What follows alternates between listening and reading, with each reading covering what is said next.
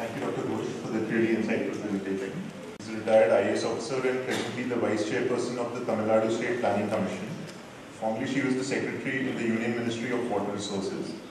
For that, in 2003, as Secretary of the Municipal Administration and Water Supply in Chennai, she was instrumental in implementing rainwater harvesting schemes in the city. And that's the experience that she is going to share with us today. And some of you would have probably seen her also on Satyamev Jayate last year. So that was probably a very short duration. Now she's here in person to tell us more of the story.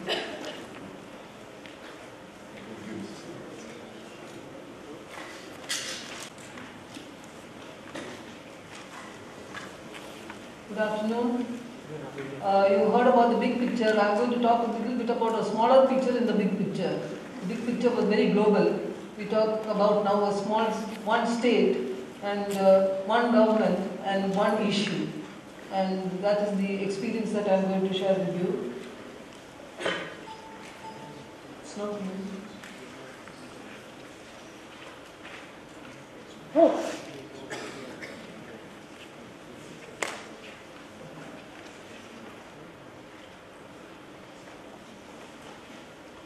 Well, water supply, as you know, is both government and civic bodies are both concerned. Both the state government, I'm not talking about the national government here, I'm talking only about the state government. The state government and the civic body is concerned. The state government provides the policy, frames the legislation, etc. The local body has the actual implementation, raising resources as part of their job. I'm just running you through that. This is the history of Chennai. Chennai starts in 1866. Onwards, we have had our water supply system, and it started with a water supply system only for the whites. It was called the White Town, and 100% usage of the water was from local groundwater sources. Over a period of time, we went up to using 90% of surface water and 5% of groundwater plus 15% of desalinated water. That's the current mix. We have a history of legislation where we tried to use legislation to control the groundwater. The whole of the city of Chennai, a large amount of the use of water was from the ground, from within the Chennai city and outside the Chennai city. And it was being indiscriminately mined and the water was being sold. And legislation was passed in as early as 1987, where regulation of sinking of new wells, etc. was regulated, and it was decided that nobody would be allowed to sell mined water. And the success of this particular legislation was because the civic body, in this case the Chennai Metro Water, was the agency which was responsible for the actual implementation of this act, as a result of which we were able to find some good improvements in the level of the groundwater table through the implementation of this act. This is the levels to which, on the right side, what you see is the tankers regularly filling up. You have to buy only 5 cents of land and then have a bore well dug and have a tank, buy a couple of lorries, and then you were in business. And that was going on in Chennai right through the city. And this was stopped, and during the periods of years of drought, you can see the improvement in the water levels. The Chennai city, being a coastal city, has a history of seawater intrusion. A lot of seawater intrusion studies were done, and we used fresh water as a barrier to prevent the seawater intrusion from coming in. This is just some of the, I'm trying to tell you the struggles that we went through before we came upon rainwater harvesting. This is just the history of it. And then the drought of 1993, where we thought of rainwater harvesting only in terms of check dams. Check dams were constructed wherever there were little streams or tributaries to the main water supply tank of ours. And this was the situation in the city where everybody queued up for water. And we introduced rainwater harvesting as a mandatory requirement in the local laws, in the municipal bylaws. And we said that every multi-story building should have a rainwater harvesting system. All these were pious statements. It did not make much of an impact. That's why I'm saying this. As early as 1993, our history of trying to grapple with rainwater harvesting starts. These were the check dams that were built along the various little streams and rivers which were there, and which had a great impact, which improved considerably, but we still didn't get upon the universalization of rainwater harvesting, which we did much later. This is the impact of the construction of the check dams. The water levels improved considerably, and right up to the current year, we've got up to 2010. you've got the information, it still contributes to improving the availability of groundwater in the area from which water is still taken for the city's water supply. Then in May of 2002, this was the turning point. This was a time when we had a major drought coming on in the city. The city was in such a bad situation that we are almost thought in terms of evacuating people from the city and moving them elsewhere because there wasn't enough water. And that was also in an election year.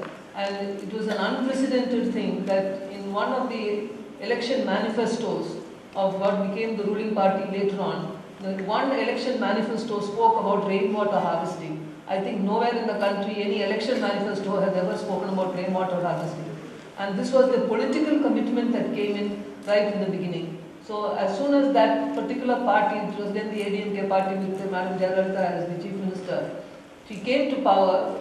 I was posted as the Secretary of Municipal Administration and Water Supply, and we used the election manifesto and the commitment made to the people, and it was political will at the highest level which changed the entire scenario. I have to admit it. This was the most important point that we learned from this. Anyway, we made a call for roof water, rainwater harvesting, which was the first time that it went beyond mere construction of check dams and so on, and went to every household participating in a system of rooftop rainwater harvesting collection. And we made it mandatory and said that it will be required if you want new water and sewer connections. These were all very tame ways by which we were trying to get the rainwater harvesting mandatorily done. And after providing for all these, the law and so on, and providing for some conditions saying that you will get new water connections only with rainwater harvesting structures, in spite of that we could get only 13% coverage in the whole city.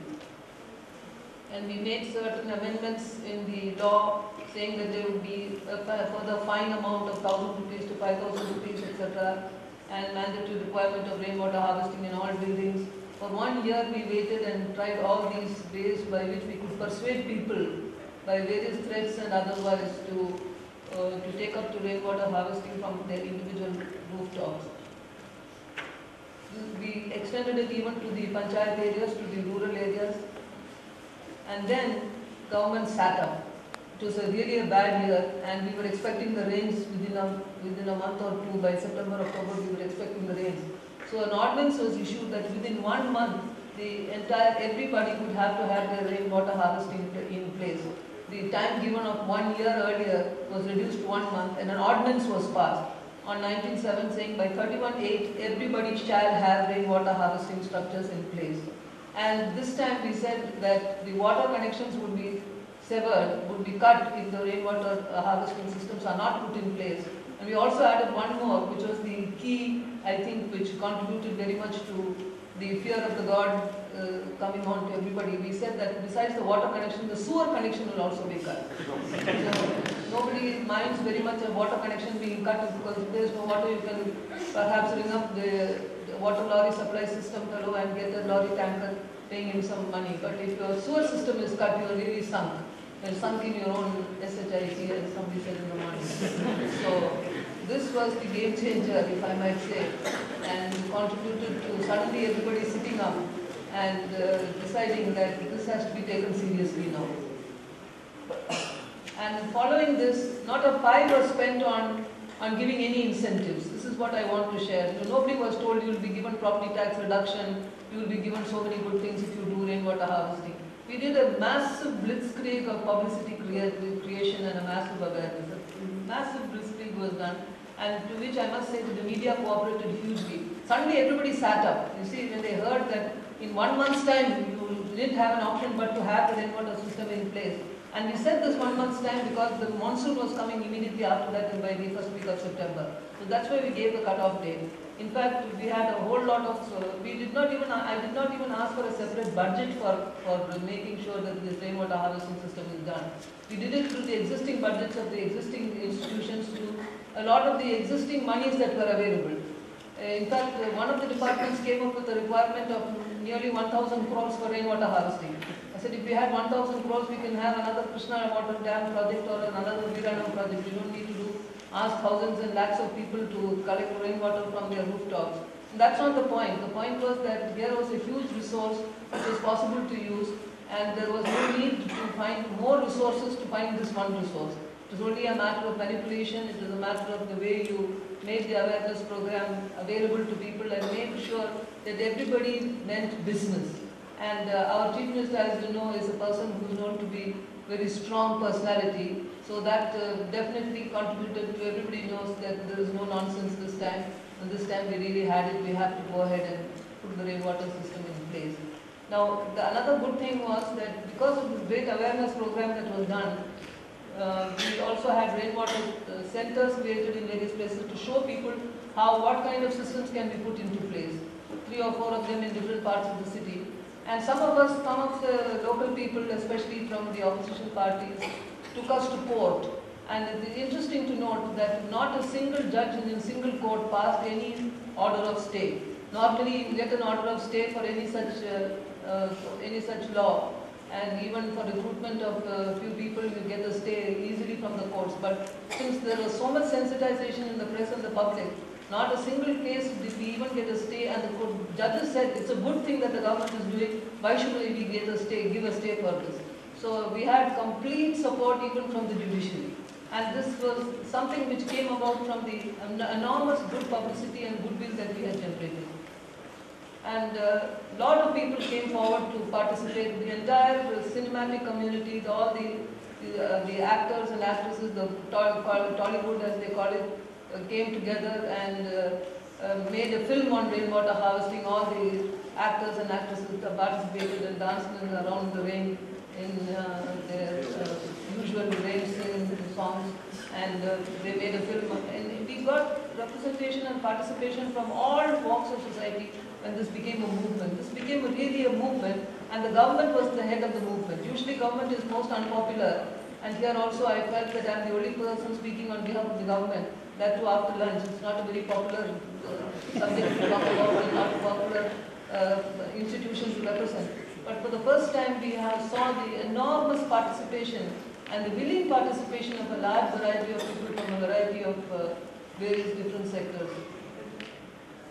The involvement of the media, every other day we had a story in both the Tamil papers and the English papers on rainwater harvesting, which is done here, there, everywhere, and how it was adding to the importance of the movement going forward. And then the press did a beautiful thing. They started doing a countdown. Every day in the papers, on the first page, there was a statement saying 10 more days to go, 9 more days to go, 8 more days to go. And this really built up the momentum.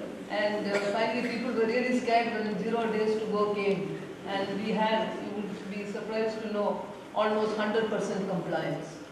100% compliance.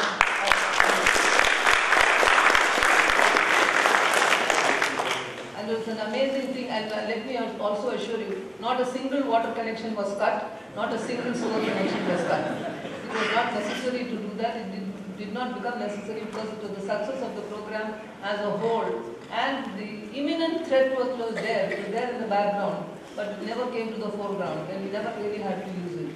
The second phase of rainwater harvesting was to capture runoff in the open spaces.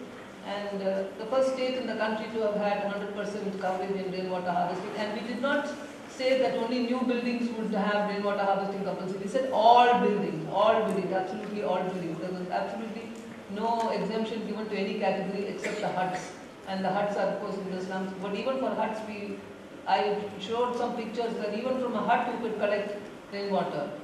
We said some people, when they took us to court, said that these are all very high-cost solutions. We said there is not only low cost, there are no-cost solutions for rainwater harvesting. You don't need to put in a lot of money. Simple systems like this, even in a slum, you can, by putting a tarpaulin cover and by some used bottle and pipeline, collect some water. So these are the low-cost and no-cost solutions on rainwater harvesting. We had rainwater harvesting collecting done in all the slum tenements. With what you see there, I don't know. What you see on the small drum is actually a filter from the water coming from the top, and then the filter filters it and collects it into the bigger chamber. Here you can see the filter and the collection point. This is typical rainwater harvesting system done in a in a slum area. And first, in fact, the water mafia of the tankers, they tried to stop the rainwater from being used by starting a rumor that if you drink rainwater, you get fever. And in fact, we had to work against all kinds of rumors like this being floated by various vested interests to prevent rainwater from being used. They said, why is it that people should not drink rainwater? It's because rainwater produces all kinds of stories of likelihood of illnesses of various kinds and infertility, all kinds of stories were tried to say. This is just to prevent the popularity of the rainwater usage.